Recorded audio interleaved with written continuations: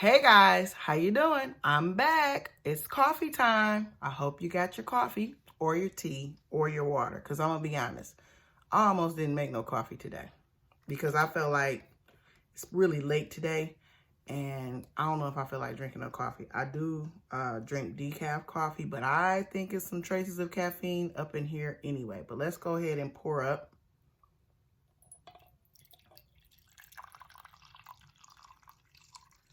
So we can go over our Life After Lockup. We got to go over Life After Lockup. Season 2, episode 42. I don't know the name of this one, but it'll be in the description and in the title. So I don't know if I'm in order or not, but I'm going to start off. I don't know if I'm going in order or not, but I'm going to start off with Lacey, Shane, and John. She like to call him Sean. Sound like she's saying Sean. But his name is John, okay? And they're in Virginia. We're back in Virginia with Lacey and Shane and John. Lacey and Shane, where we last left them, they was getting into it, honey. They was back and forth because Shane found out that Lacey was still texting and worrying about Mr. John. So they beefing. We left with them. They was ready to fight. Now we find out that, she walk up out the house. I'm leaving and it's over. We're done. And he's like, we married. She said, oh, that could be easily fixed. Can it, Lacey? Is that what you plan on doing? Just marrying him and getting a divorce just because you can? And within like 5 minutes of being married, the first argument is breakup time. This is why I tell you, I don't think that Lacey really loves Shane. Her heart and her everything is with John. She said they've been together since they was teenagers. She run up out the house. She on her phone. She's calling John. John not answering. She more concerned with John, okay? She not worried about Shane. She don't care what he in there feeling. She don't care what he going through. She don't care if she wrong or if she right. This is John's time, okay? This is time for John, and she want to know what's going on with her boo. Because let's be clear, it ain't Shane. Her boo is John. So, I'm not going to chop it up per the scenes. I'm just going to tell you the whole little scoop in one swoop. So, Shane, he goes to meet up with a friend while Lacey on the hunt for John. And the friend is just like, they got a long history together. What are you going to do? This is a hard place to be in. And Shane is just like, I want to fight for her. I love Lacey. I want to be with her. But, she need to, fight for our marriage. And the friend agrees, but he pretty much trying to get him prepared to... Oh, I'm sorry. I'm shaking the camera, y'all. He pretty much wants his friend, his young friend that he mentions is 22 years old. And he gets that this young man is very inexperienced. And he's like, that's a tight spot to be in, bruh. More power to you and wish you all the luck. And they really didn't have a lot happen this episode. Shane just expressed how he felt about Lacey and that he wants to fight for her. But he don't want John in the middle of their relationship, okay? Because Lacey initially thought that she had a child with John. Now, then they would have had to deal with him, right? Then they would have had to deal with him. But they don't have to deal with him. Why? Because he ain't nobody daddy. So you need to let him go. I get having a long-term friend, because I think that Lacey and John are friends. I do get that. I get that she care about him as a friend, but you got married. So the dynamic of your friendship with John has to change. You have to pray for John. You have to, send your love and support via your prayers. You can't be running up after him, talk about, oh God, I think he about to kill himself. You are not responsible for John. John has to be responsible for John, and hopefully he can get him some help. So turns out Lacey's hunting the scene, looking for what's going on with Mr. John. She's like, there's two places it just hit me. Two places I need to call. The hospital or the jail cells, the prison. The hospital or the prison. So she's like, first thing I do, prison. Because she know her man. I'm sorry, that was just funny to me that her first thought was the prison. Like, forget that. He ain't in the hospital. He probably like. So she called the jail, and they sure enough had him. She know her man. I'm telling you, she know him. They've been together for so long. Y'all have to excuse me. My voice is cracking a little bit. She been with him so long. They got a routine. This is what they do. So, yeah, Mr. John is back locked up, and she is butt hurt. Now, to me, I would have been happy that he was in prison and not in the hospital because, one, he didn't OD. He not dead. Two, prison would allow him to get himself cleaned up again and give him whatever he need, because clearly he wasn't ready to be released. He was released, but he wasn't ready to be released. Again, I say these men and women need therapy when they're being released out of prison. You don't just throw them back into the streets and say you're done. They need a lot more than that. However, I don't run the system. This is just how it goes. He's back where they started. So, yeah. He's locked up, and she's, you know what she was upset about? She said, I wanted to talk to him. I needed him, and now I can't. He's removed himself from the situation. He's completely removed himself from the situation. So see, she's still being selfish. She really worried about Lacey, because John was part of the plan. Going back and forth between Shane and John was part of her plan, and now John had messed that up by going back to jail. Now, of course, this is going to cause more drama in this relationship because she wants both men. She wants to play around with Shane just to make John mad, and she wants to do the same thing. This is vice versa. She uses John to mess with Shane's mind. But her main concern and her main priority is Lacey, and then John, and Shane falls somewhere at the bottom, okay? Moving right along. So up next is, let's see, I'm not going to go in complete order because I have some people that I want to save for last. So I'm going to skip to some new faces that I haven't reviewed. And I'm not going to do a full background on these two couples because I don't care that much. I ain't trying to be funny, but I really don't. So Cheryl and Josh. Cheryl is from Beeville, Texas, I want to say. And Josh is from, I don't think I got Josh's location. Think it's Colorado? Let's go with Colorado. Don't know the city. So, Josh is a bank robber, okay? Josh likes to rob banks, and Cheryl is turned on by men who break the law. She thinks it's so sexy. However, she's somebody's mama. She got several children. And she likes to leave them behind to go chase after her new ex-inmate boyfriend. So she went up to Colorado. Well, I guess I am giving a recap. All right, guys. Sorry, had to do some adjusting. Video might be a little different. YouTube ain't easy, but it's worth it. Anyway, I'm back. Okay, so quick recap of Cheryl and Josh. So they met somehow, and he is a bank robber, and she like guys who are bad boys, and bank robbing and all that stuff turned her on. So she hooks up with Mr. Josh, and they have, I think he robbed a couple of banks. So they've been together because at some point they was physically together, but then he went back to jail, I think. I don't know if I'm getting all these facts straight, but this is just a lump of it all. She goes to Colorado when he gets out the final time.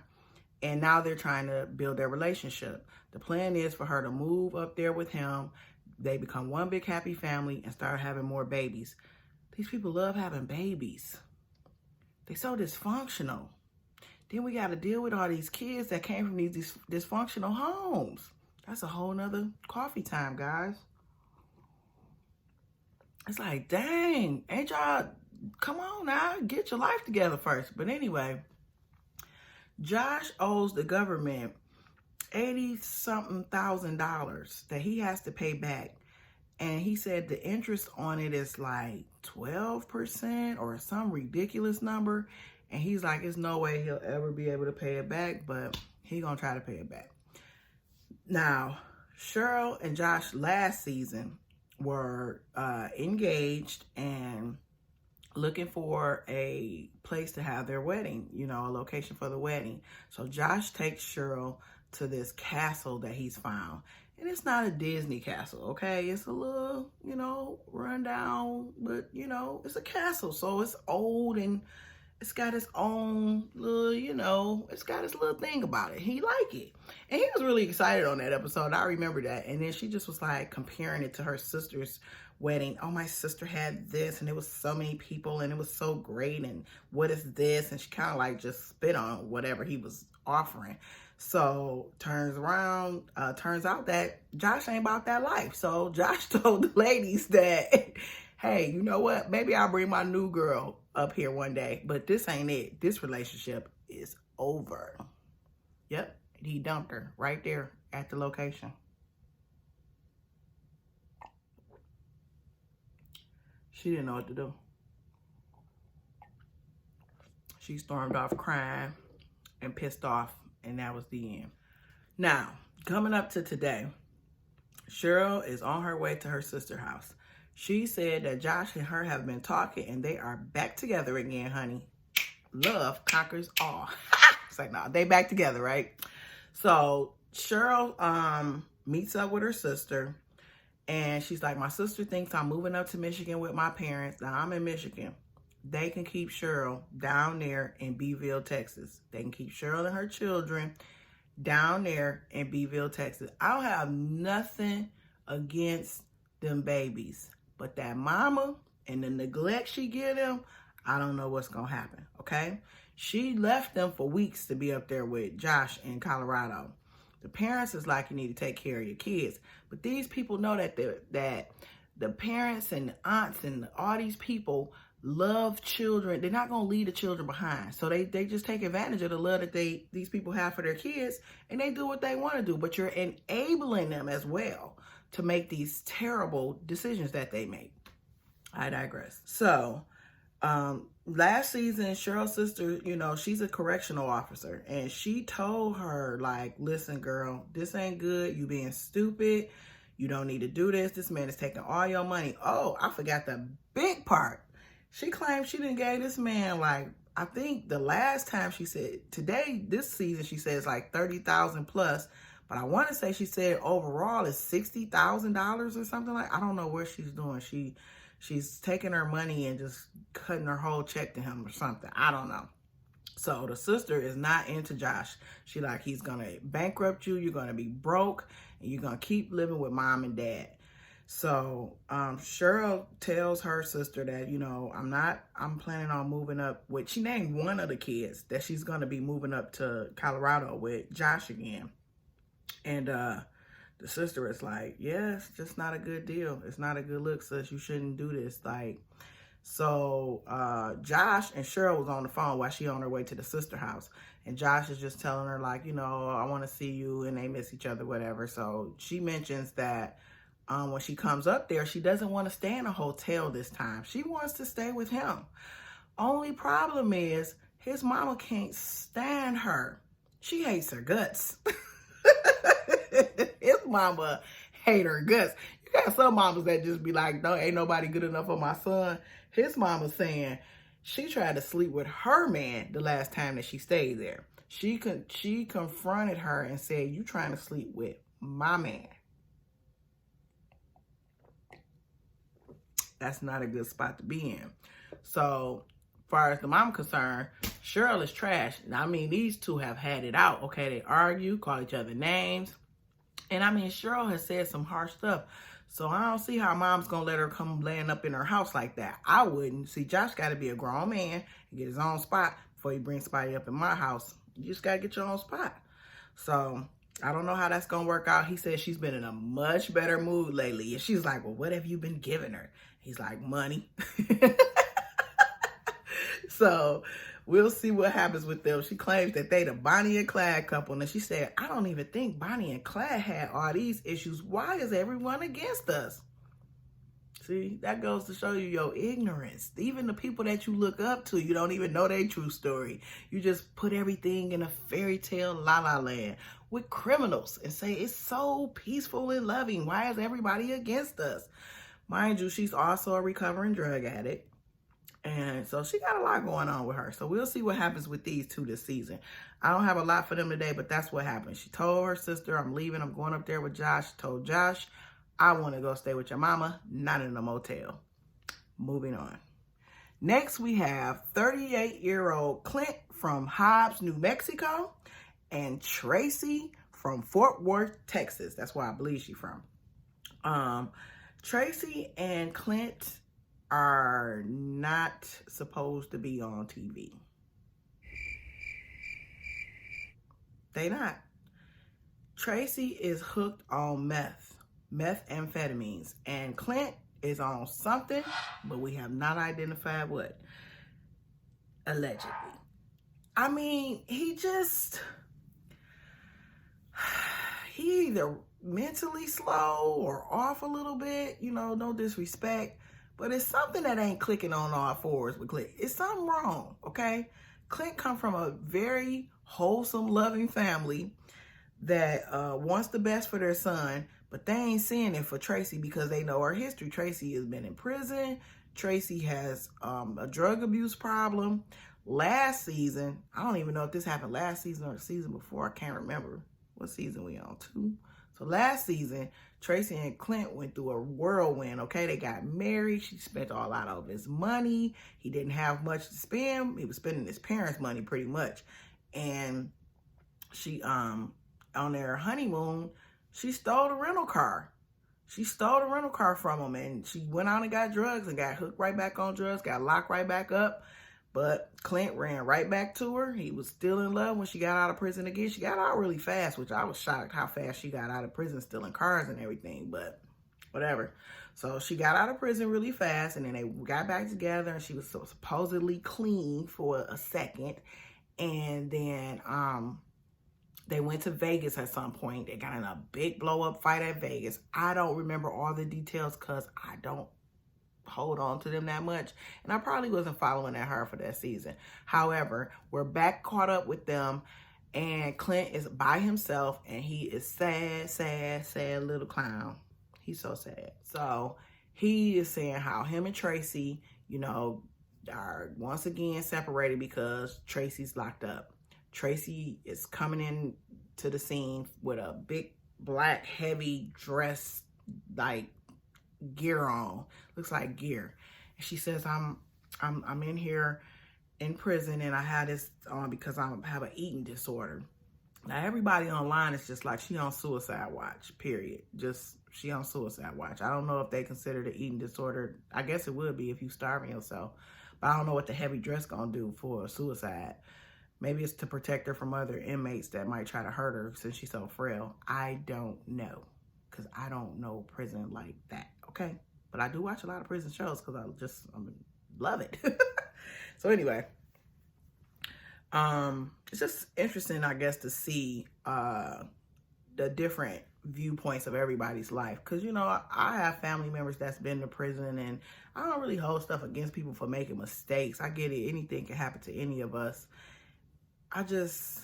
I'm intrigued by it. I watch a lot of documentaries about the prison and how these people function in prison, and they create a whole culture in there. So interesting. But anyway, so Tracy is telling how her and Clint were visiting her family in Texas, and, you know, they went to a baseball game or some kind of game, and they got in their car and they just went to sleep. They were so tired. And Clint says the same thing. They were tired and they went to sleep. Now, in my mind, you were more high than tired. But, you know, drugs will do that to you. Allegedly. But not so much allegedly for Tracy, because she in there, the sheriff or the police officer confirmed that she was arrested for possession of methamphetamines, and Clint said that he was arrested for having the possession of a marijuana pipe.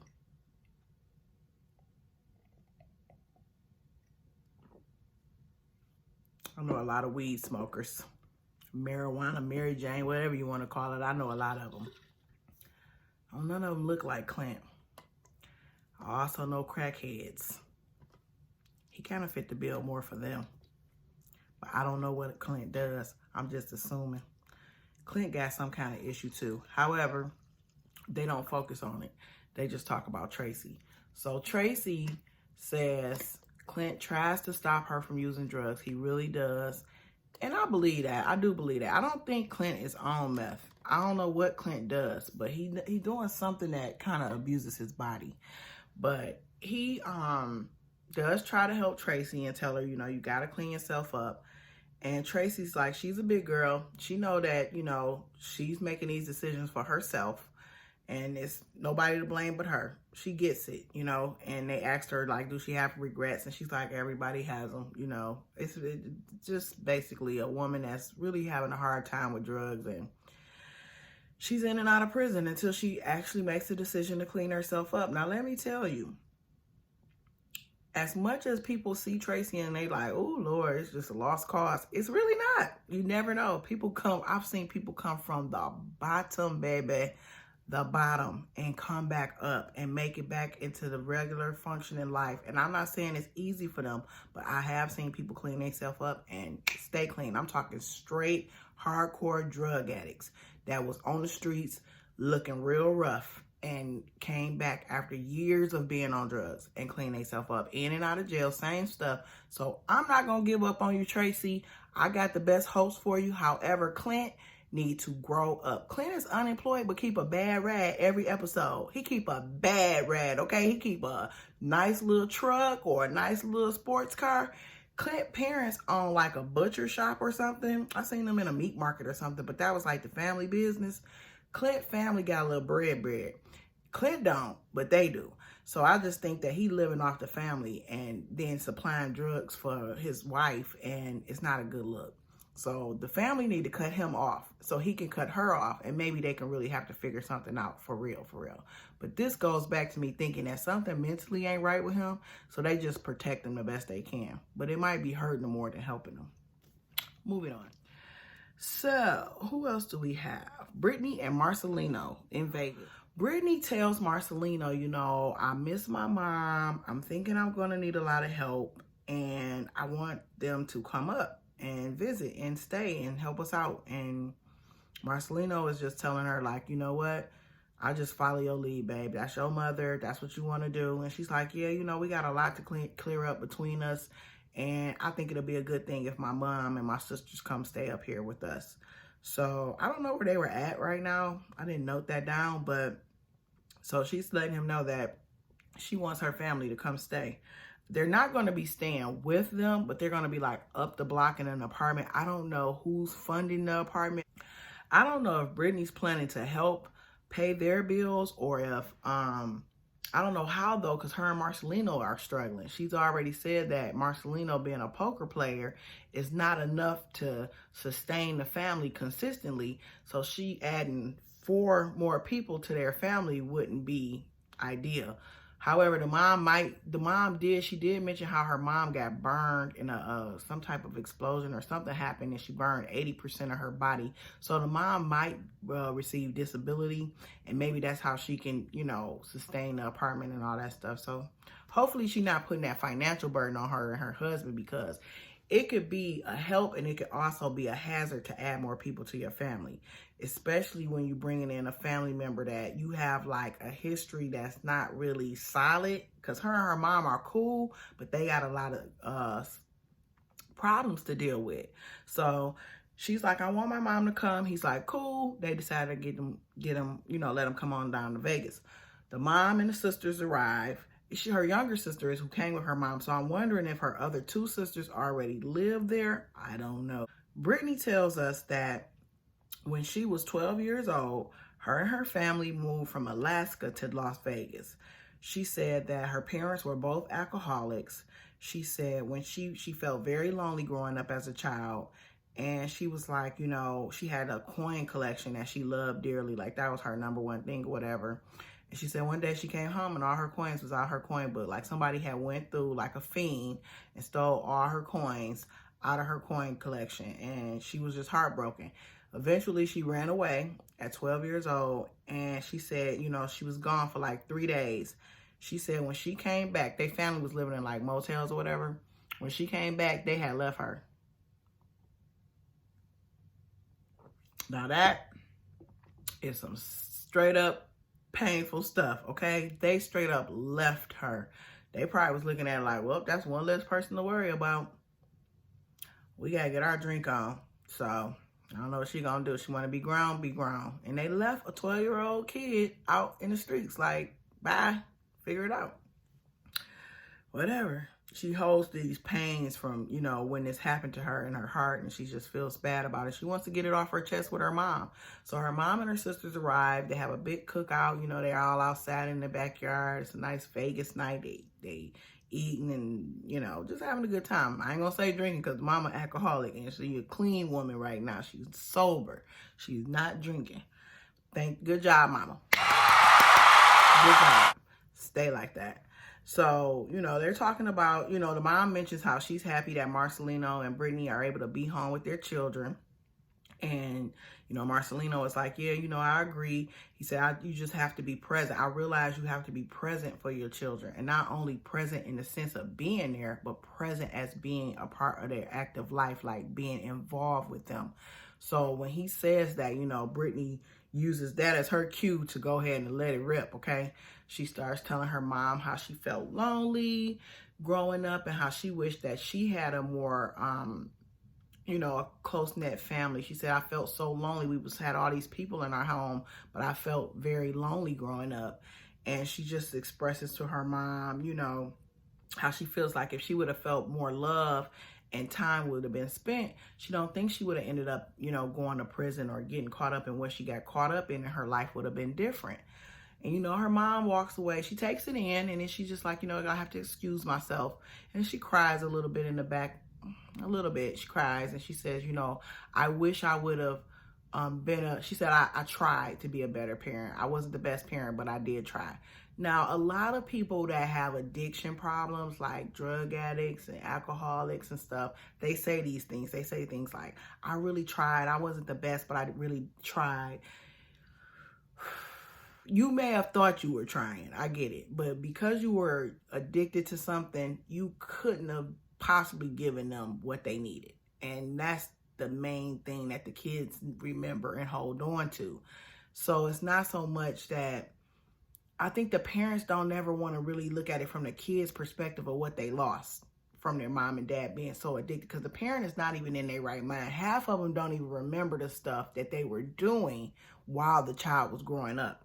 And that's the catch-22. So when the kids are adults and they're trying to explain it to the parents are like, I don't remember it being that bad. Well, you wasn't in your right state of mind.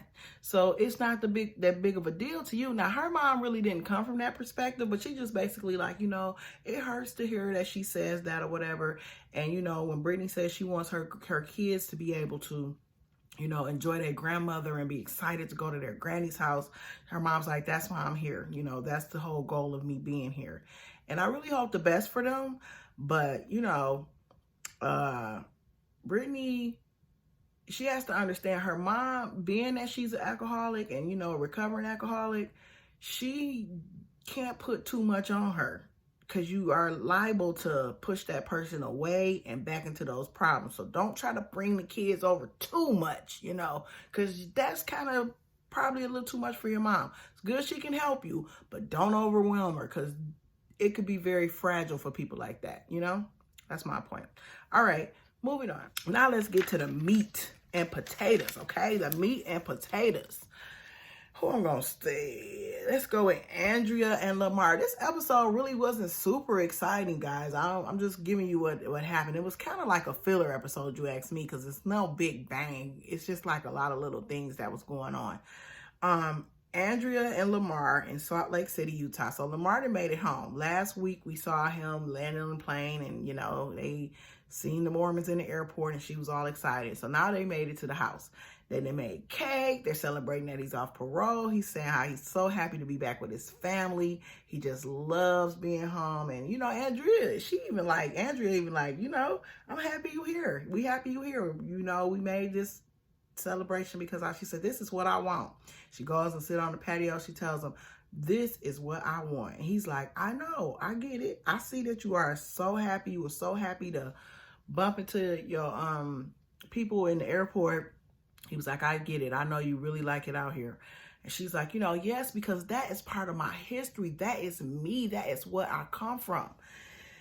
And Lamar's like, oh, well, nah, boo. That ain't your history, okay? That ain't your history. That ain't where you come from. Those folks ain't part of you. And he's basically telling her, like, that's not your history. Houseway. Like, you're an African-American woman, and these are not your ancestors. This ain't you. Now, you are part of their religion, and you practice their religion, but these people are not part of your history. Your history is totally different from their history. So, he's like, I just can't be this surrounded by all these white people, okay? He uncomfortable. And she's like, no, I don't give a F about races, Miss Mormon. This is what Miss Mormon said. I don't give a F about race, okay? You ain't gonna pull that race card with her. Her children don't see color. She didn't say it, but she might as well have said it. She's like, no, I can't help it if the safest places is where in the better schools and the better education is where the white people are, and I'm going to take it. Now, I hear where she's trying to come from. I feel her, but you can find some very good school programs and very good neighborhoods that are diverse, Miss Andrea. And his thing is like, you think just because something white that is right, like it's the best thing, and it ain't got to be that. And she's just full-fledged against what he's talking about. She's not even taking, again, Lamar is not ignorant. He's really not. He want to be a rapper, but he not ignorant. I love rappers. I ain't going to say they're ignorant. I just think it's funny that he's 43 trying to start rapping, but nothing's impossible. Nothing's impossible. But I did hear one of his songs, side note, I did hear one of his songs, and it was that old kid style rapping. Like, you ain't saying nothing. You still calling women bees. You still talking about the streets. And it's like, nah, bro, you married with 3 kids. You need to change your flow. Talk about something else. Get with some Jay-Z type stuff.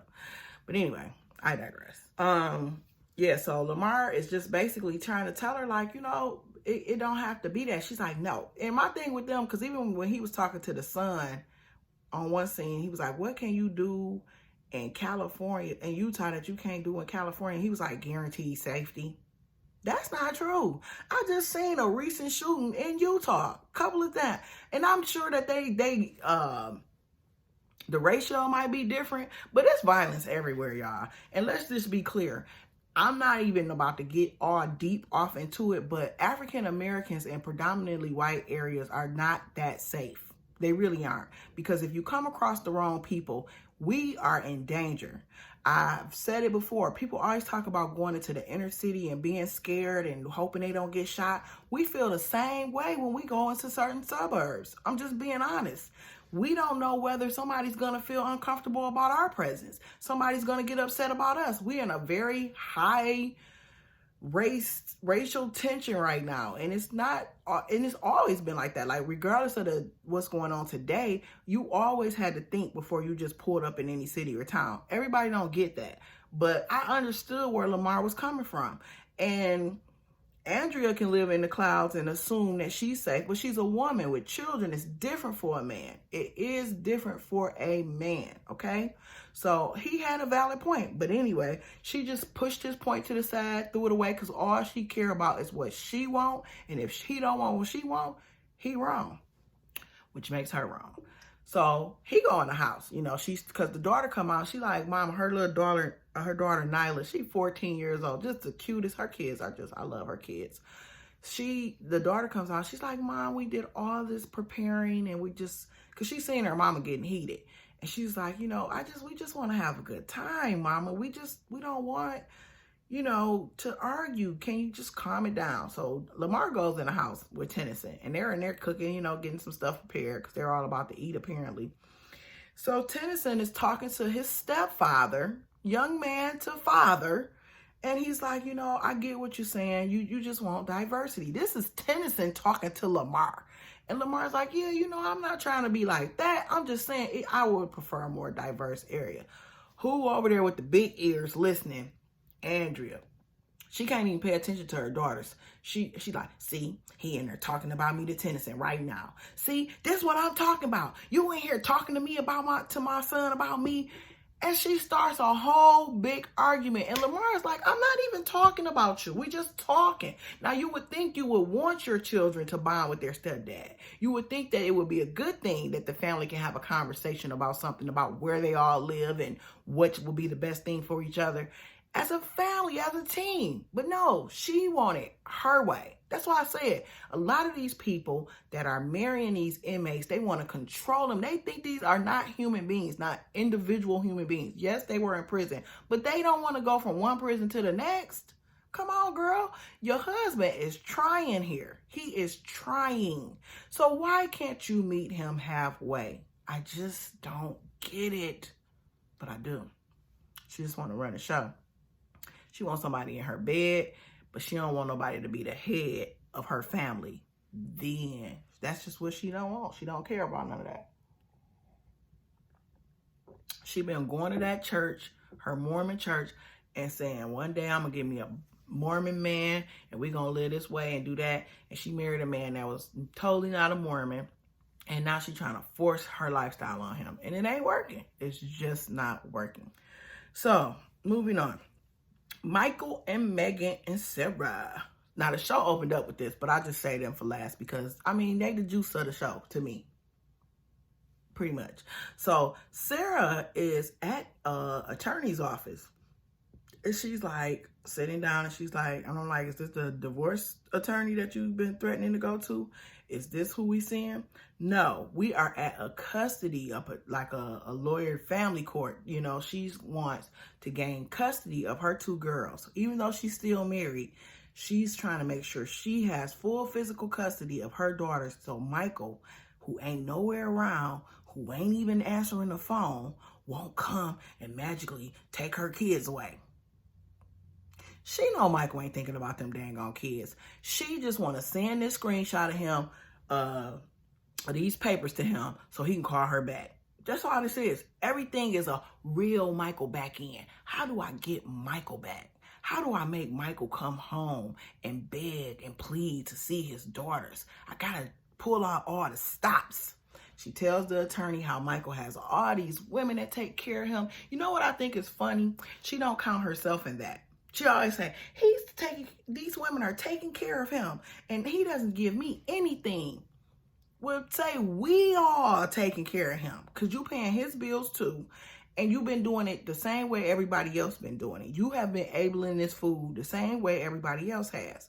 So, yeah, she goes on and tells the lady looking like, girl, I done been here, heard all this crap. Let's get to the facts. If he don't have a job in the state of New York, you get $25 a month child support. $25 a month. That's all he gonna owe. She tried to show them little cash apps. I don't think they can consider that stable income to prove that he gonna always get that kind of money. So I don't know if that's gonna work, Miss Sarah.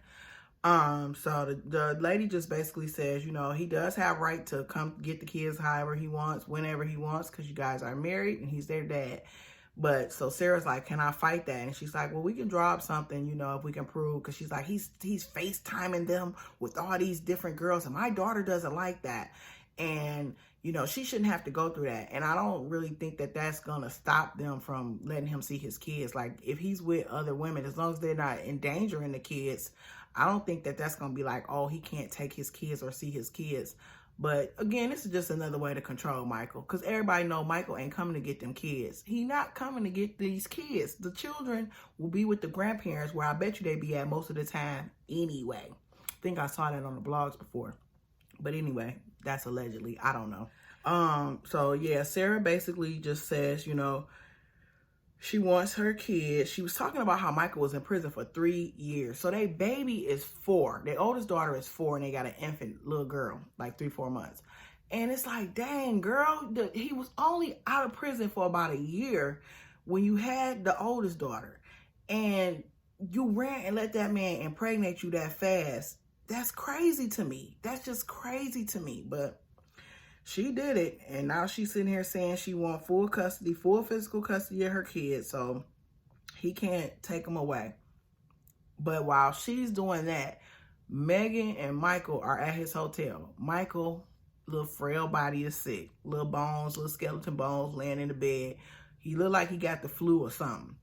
Megan come in, Mama Megan, so happy her little boo is here in Texas, abandoning his children.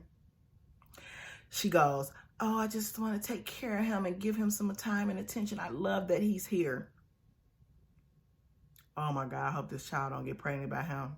Because you the next Sarah. As much as y'all hate each other, y'all are sisters, sister wives at this point. So Michael is laying in the bed. She give him a little soup. He said he can't even eat it. He just want to lay down and go to sleep. He bury his head down in the pillow.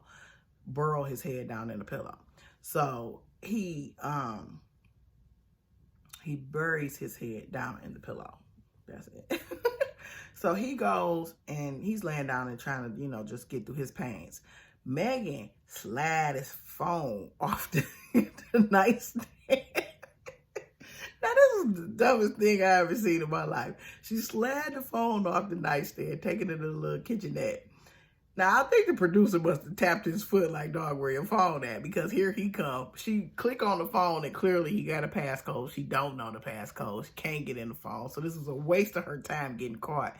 And Michael went up like, Megan, where my phone at? And she like, huh? Oh, here, I got it. What you doing with my phone? He get his little sick self up. She like, I needed to see it. He was like, what you need to see my phone for? And she's like, well, I needed to know what's in there. I got questions and I need answers. And he's like, why you being sneaky? See, that's what I be talking about. I'm tired of her being sneaky and stuff. Because I don't got time to be with no woman that is, what do you say, clingy. And that made me run to the left like Sarah. She turned into Sarah. Because see, you took Sarah problems, Megan. This why we don't mess with other women's men, honey. This why you leave them gutter, trash men, and I say that word very loosely, that come your way, that's married and got women, and you trying to get in the link thinking you something special, but you ain't, boo. All you doing is taking on her problems. Now you sound like her. You going through his phone. You trying to figure out what's going on. But baby girl, if you got to work that hard, if you have to work that hard to know what's going on with your man, he ain't your man. And he ain't the man for you. Move it right along. Anyway, she hears a knock at the door. He like, who at the door? Let me get the door. She like, no, I get it. She get up to the door. She like, what is this? Who at the door? Rock, Michael's friend that Megan kissed while he was back locked up in jail. Oh, child, we can't get no better than this. So Rock and Megan hooked up while so when Megan and Michael hooked up, Megan was a virgin. So when he got out of jail, he took her virginity. Then later she finds out he married, got a baby on the way, and and because he was late for one of his check-ins with his parole officer, he had to go back to jail. So when he goes back to jail, she done hooked up with one of his homeboys. So when he get out again, she told him, I kissed him.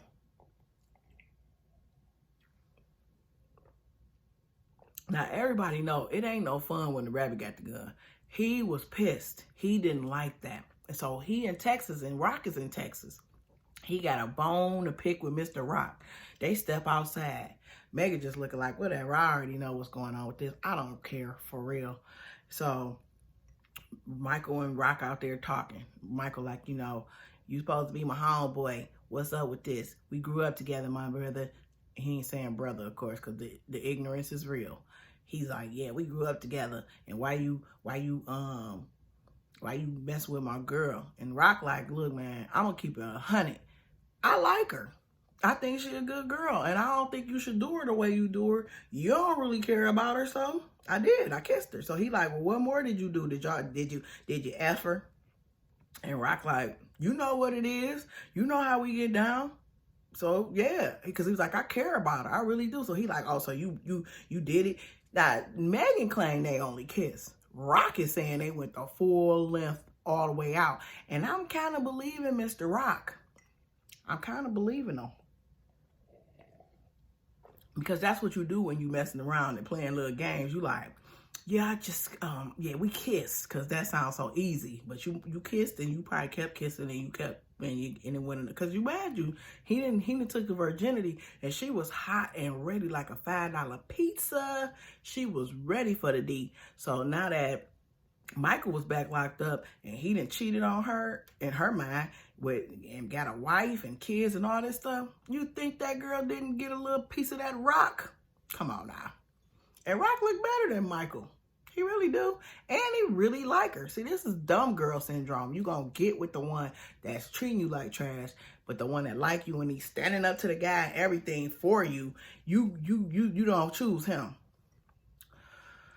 Whew, child, let me sip the rest of this coffee because we're gonna wrap it up.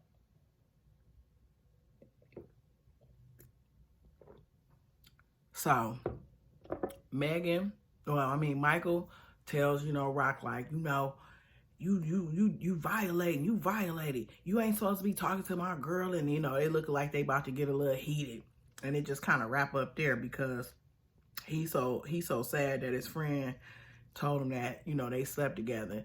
And I don't know what he gonna do. But the next clip on the previews, they show Sarah saying, Michael, the police coming. Get in my car right now. The police coming.